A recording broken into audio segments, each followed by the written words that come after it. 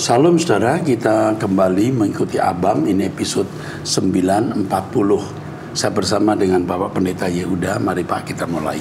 Baik Pak, yang pertama ini ada sebuah kesaksian dari seorang wanita berusia 50 tahun, single mother tinggal di Bandung. Shalom Om Eras dan tim Abam, saya ingin menyampaikan terima kasih banyak kepada Om Eras yang sudah melayani saya tanggal 16 Februari 2024 di Mall Arta Gading. Juga Pendeta Timotius Siduhu yang sudah mendampingi kami untuk mendapatkan pelayanan dari Om Erastus. Saya mau sedikit bersaksi lewat Abang. Saat Om Erastus datang ke ruangan untuk menemui kami, saya yang duduk langsung bergegas berdiri dan mau menghampiri untuk berjabat tangan. Tapi saat mau berjalan dan berjabat tangan ke Om Erastus, saya rasakan terhalang sesuatu seperti terbentur sekian detik. Saya bertanya dalam hati ini, kenapa ya saya ini? Dan ternyata saya lihat Om Eras seperti ada dalam tudung selaput putih besar sampai saya pikir dalam hati, wow, siapakah orang ini sebenarnya ya? Dan saat Om Erastus ulurkan tangan ke saya, tudung selaput itu mulai bergerak bergeser ke kanan lalu hilang. Saat berjabat, seperti ada aliran kejut listrik yang saya rasakan dari tangan Om Erastus.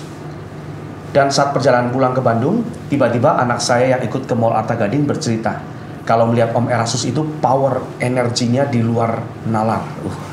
Seperti baterai yang sudah di charge full. Namun ini di atas full. Kencang banget energinya. Ya, ucapnya ke saya. Sampai dia bilang belum pernah bertemu pendeta seperti ini. Dan saat berjabat tangan, anak saya pun juga merasa seperti ada aliran listrik dari Om Erastus. Ternyata yang saya lihat dan rasakan terkonfirmasi juga dengan dia lewat Abang. Oh, ya, lewat Abang. Saya sampaikan jangan ada orang yang menyakiti Om Erastus dengan cara apapun. Beliau hamba Tuhan yang benar diurapi luar biasa. Jangan sampai ada lagi yang menyakiti, memfitnah Om Erastus. Ya, iya, tolong tim. Oh ini sudah apa? Om Erastus jangan lupa ya. Oke deh. Oke. Minta info episode. Terima kasih.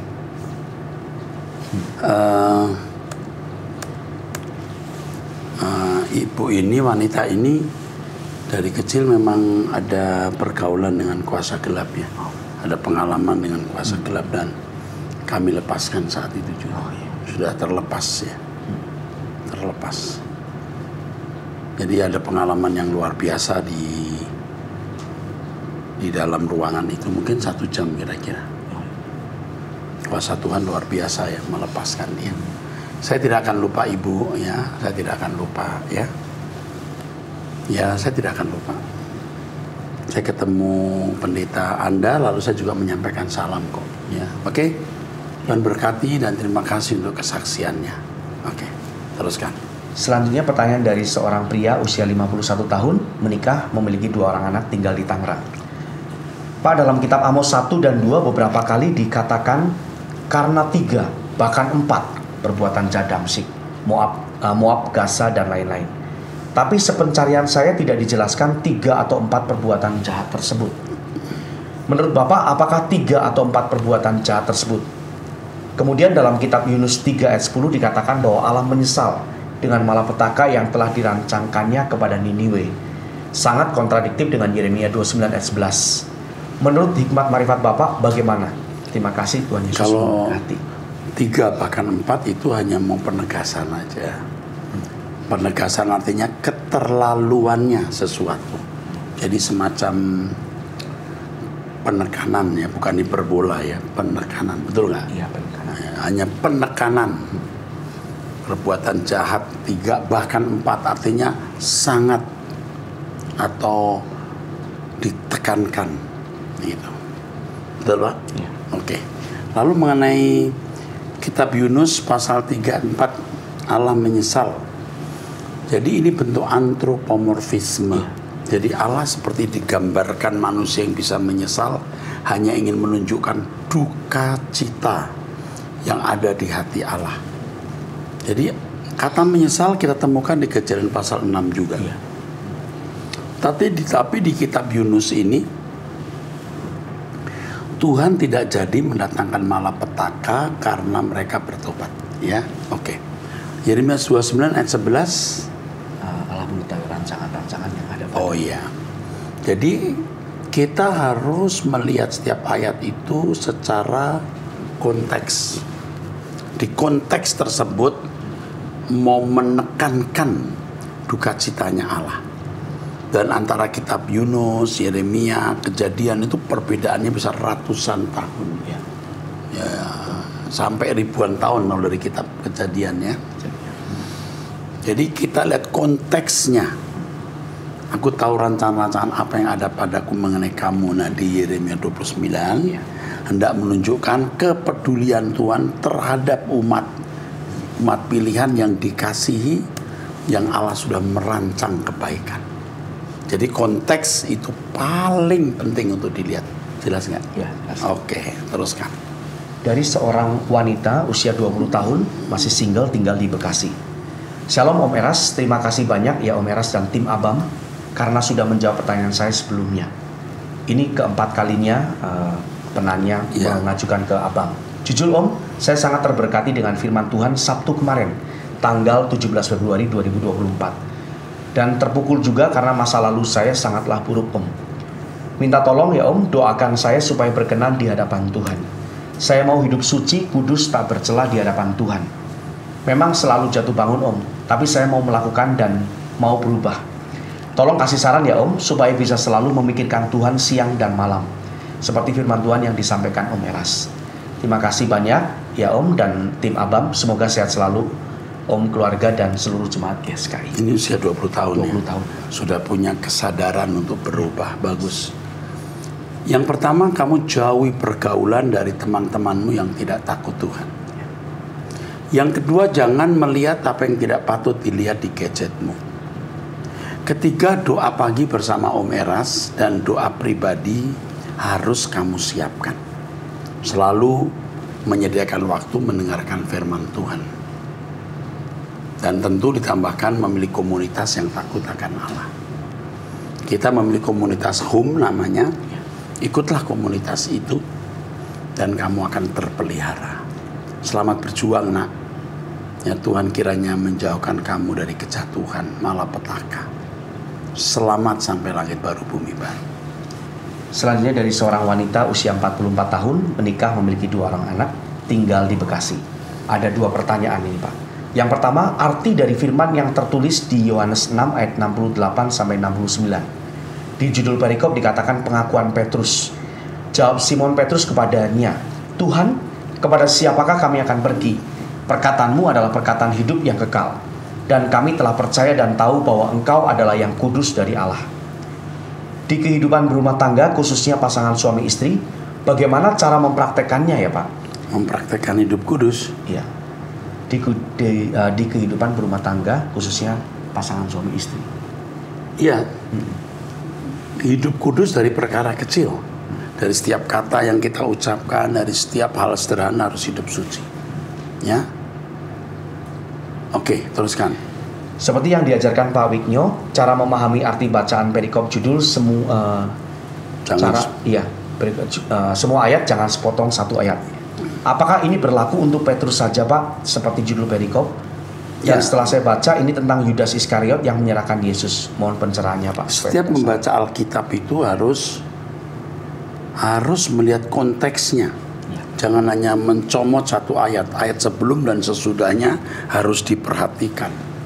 Tetapi lebih dari itu harus ada hikmat Roh Kudus yang menuntun. Betul ya? Cukup ya? Cukup. Ini, dan setelah saya baca tentang Yudas Iskariot yang menyerahkan Yesus, apakah ini berlaku untuk saudara seperti judul perikop? Kepada siapakah kami akan pergi? Perkataanmu hidup yang kekal. Ya maksudnya pada waktu itu Petrus mewakili murid-murid yang lain dan juga mewakili kita bahwa Yesus satu-satunya tujuan hidup kita. Cukup ya? Oke, terus. Pertanyaan yang kedua, arti dari 3 Yohanes ayat 3 dan 4. Apakah ini surat untuk Gayus saja Pak? Gimana dikatakan dalam ayat tersebut, sebab aku sangat bersuka cita ketika beberapa saudara datang dan memberi kesaksian tentang hidupmu dalam kebenaran. Sebab engkau memang hidup dalam kebenaran. Bagiku tidak ada sukacita yang lebih besar daripada mendengar bahwa anak-anakku hidup dalam kebenaran. Jadi kita harus bisa membedakan yang namanya ayat khusus dan ayat umum. Ayat umum ini ayat yang berlaku untuk semua orang kapanpun dan dimanapun. Jadikan semua bangsa muridku, itu ayat umum. Jadi semua harus ikut terlibat dalam pekerjaan Tuhan. Kalau Tuhan berkata, jual segala milikmu, bagikan kepada orang miskin, datanglah kemari, ikutlah aku. Secara harfiah, letterleh, itu tidak bisa berlaku kepada semua orang. Tapi makna atau arti dari ayat itu bisa dikenakan.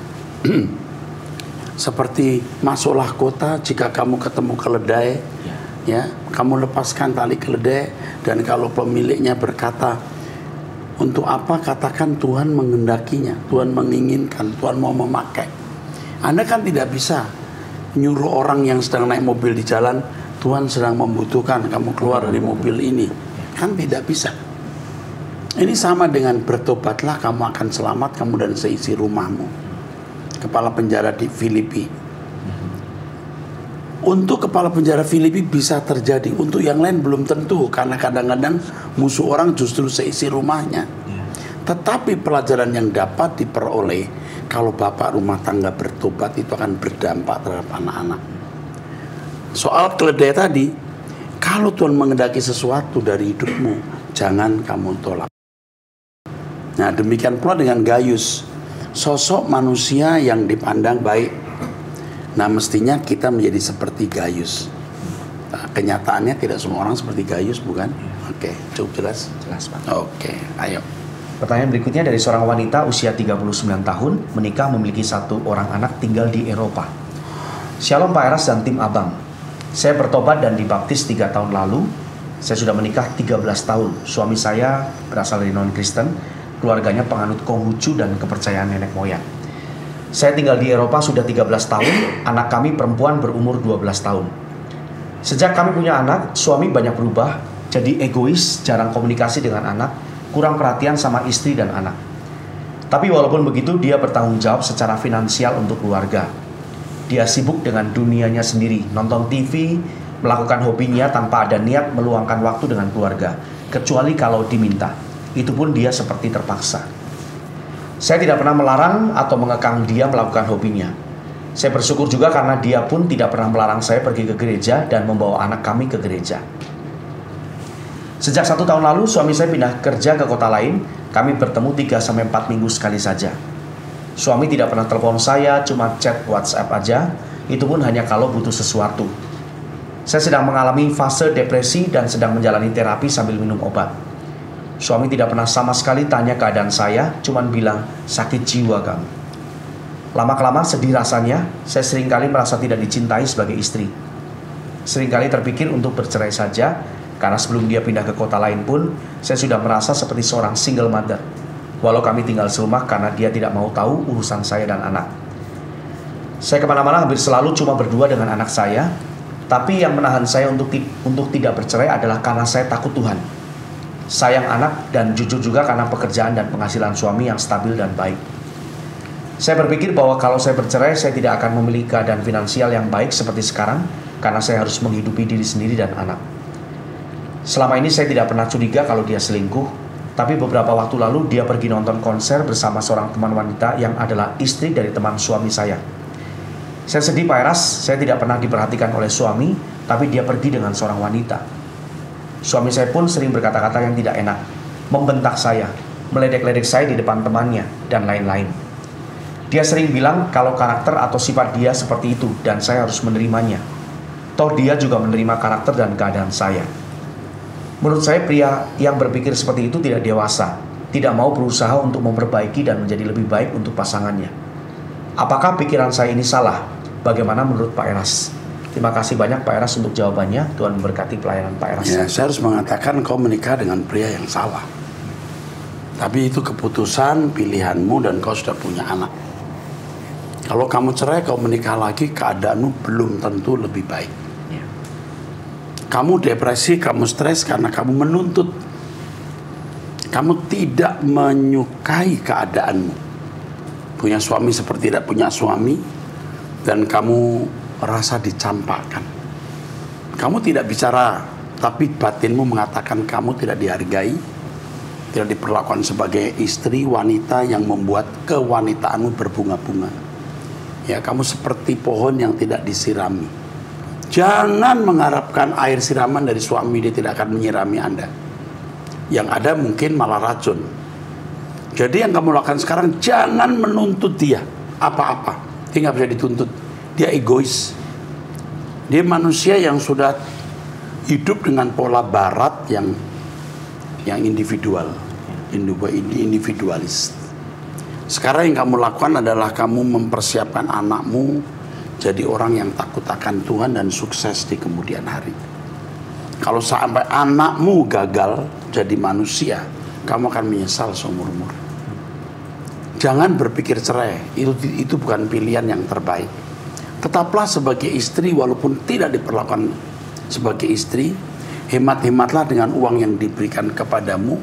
Dengan satu pemikiran, suatu hari kamu tidak akan diberi uang lagi oleh dia. Kalau dia misalnya jalan dengan wanita atau bahkan selingkuh, kamu mesti memakluminya. Karena memang tanpa selingkuh pun sikapnya juga seperti selingkuh. Kalau bukan wanita, hobi, kesenangan, nonton, itu istrinya dia. Jadi kamu jangan menuntut sama sekali. Anggaplah kamu tidak punya suami. Sekarang kau besarkan anak-anak. Sampai Tuhan tegur dia bertobat atau Tuhan cabut nyawanya. Atau dia tidak ditaruh Tuhan di sampingmu lagi. Kamu ikuti saja khotbah saya di Truth ID. Doa pagi jam 5 waktu Indonesia Barat. Bersama kami berdoa, kamu akan menjadi kuat, ya. Kami mendampingi kamu. Jika ada perkembangan, kirimkan lagi ke Abam. Jika butuh konselor, kami akan mendampingi. Tidak usah sampai stres, depresi, rugi.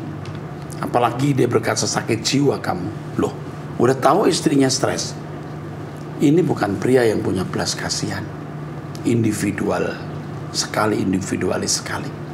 Jelas nasihat saya, jangan harap apa-apa dari dia. Oke.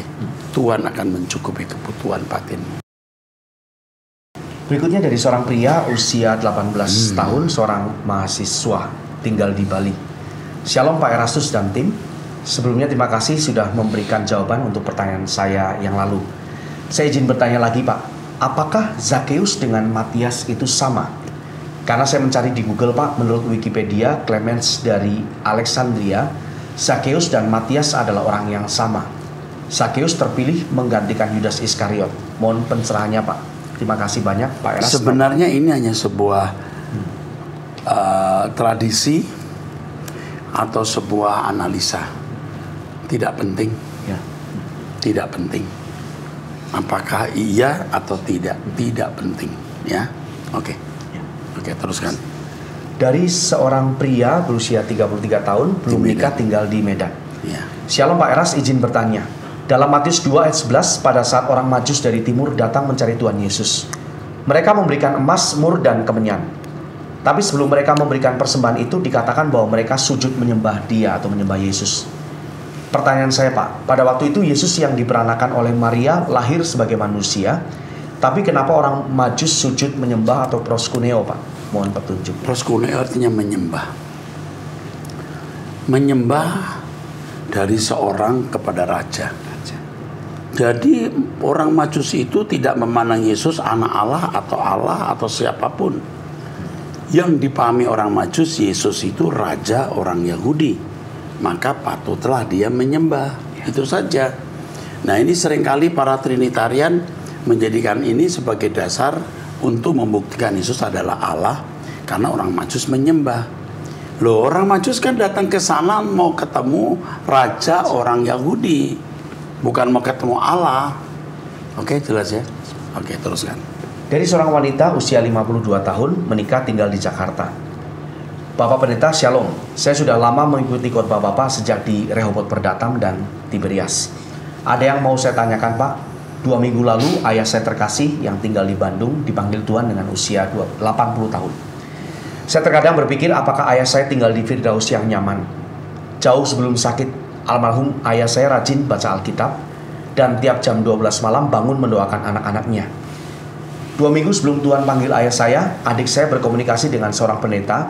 Sepertinya ada yang mau membidik ayah saya.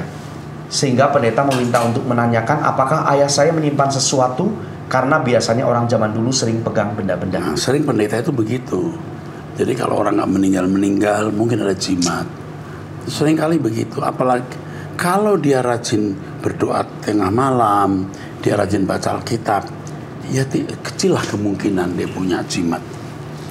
Oke, teruskan. Setelah ditanyakan kepada ayah saya, memang almarhum pernah dikasih oleh orang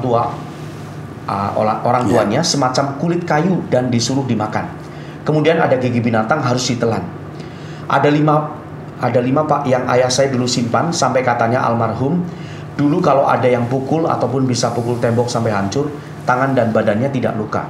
Tapi katanya sudah dia lepaskan beberapa tahun silam. 1 minggu sebelum Tuhan panggil, yang mana almarhum saya sudah di kursi roda, beliau meminta saya untuk berdoa. Saya berdoa mohon diselamatkan dan minta ampun, dan detik-detik sebelum Tuhan panggil, saya berdoa dan bernyanyi, almarhum sudah tidak bisa bicara. Pada saat saya bernyanyi lagu rohani, hanya gerak bibir saja Pak, dan gigi. Gerak bibir dan gigi. Setelah bernyanyi, tidak lama kemudian ayah saya pergi Pak. Ya, kalau orang ada kuasa gelap itu, pasti gejala-gejalanya beda. Memang pernah ada kuasa gelap, bisa, tapi udah dilepaskan. Sebab kalau orang sama ada kuasa gelap itu, dia tidak akan betah baca Alkitab. Tidak akan bisa berdoa tengah malam gitu ya. Tapi sering kok pendeta itu begitu, ya, mencurigai. Saya bukan tidak percaya adanya kuasa gelap yang buat orang bisa tidak mati-mati, tapi hendaknya tidak mudah mengucapkan kata-kata itu, karena bisa membuat jemaat atau keluarganya jadi malah tertuduh tidak sejahtera gitu. Oke, terus. Pak Pendeta yang saya kagumi, apakah ayah saya selamat? Menurut rombongan saya selamat. Waktu doa dia komat kami bukan mendelik, teriak-teriak kan? Kalau ada kuasa gelap pasti manifestasinya beda. Terus. Saya terkadang sering memikirkan itu. Maaf Pak, panjang pertanyaannya. Ya tenanglah kamu, karena hari-hari terakhir papa kamu sudah begitu manis ya. Ada satu lagi pertanyaannya. Sejak menikah mengikuti suami penanya yang beragama Katolik dan sebelumnya penanya adalah Protestan. Hanya saja Pak, ada beberapa ajaran yang belum bisa saya ikuti, seperti doa untuk orang yang sudah meninggal atau doa arwah. Demi menjaga hubungan baik dengan suami, apakah saya berdosa Pak jika saya mengikuti doa arwah? Padahal hati nurani saya tidak bisa mendoakan orang yang sudah meninggal. Terima kasih Bapak Pendeta, saya bersyukur bisa mengikuti Truth ID dan mengikuti pengajaran Bapak untuk hidup suci dan kudus. Saya kalau datang ke orang meninggal, saya depan peti saya berdoa. Saya berdoa untuk orang yang sudah meninggal. Saya berdoa untuk keluarga, untuk acara. Lalu saya tunduk 3 kali sebagai tanda penghormatan saya kepada orang tua yang meninggal atau keluarga yang meninggal. Ya, itu sebagai etika hidup. Jadi doa itu di hati kok. Udah itu jawabannya, ngerti ya? Oke, terus. Berikutnya dari seorang wanita usia 21 tahun tinggal di Jakarta.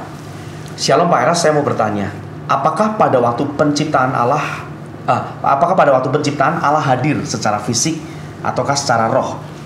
Apakah dalam Kejadian 1 yang menyebutkan pada mulanya Allah menciptakan langit dan bumi serta roh Allah melayang-layang di atas air merupakan 2 pribadi atau dapat dikatakan ada roh dalam roh? Terima kasih. Oke, ini wanita usia 21 tahun mahasiswi di Jakarta. Ya. Ini nanti kita akan menjawab Trinitas ya. Menjawab Trinitas ini, soal Trinitas ini. Ya. Nanti kita jawab di episode menjawab Trinitas. Oke, teruskan. Dari seorang wanita usia 31 tahun menikah tinggal di Solo. Ya. Shalom Pak Eras, Bapak Rohaniku. Saya sudah mengikuti ajaran Bapak sejak menikah dengan suami saya 3 tahun ini. Sebelumnya, saya sebelum menikah adalah non-Kristen. Saya dan suami saya berterima kasih atas pengajarannya walau hanya lewat online. Sehingga membawa keluarga kami hanya berfokus pada langit baru dan bumi baru.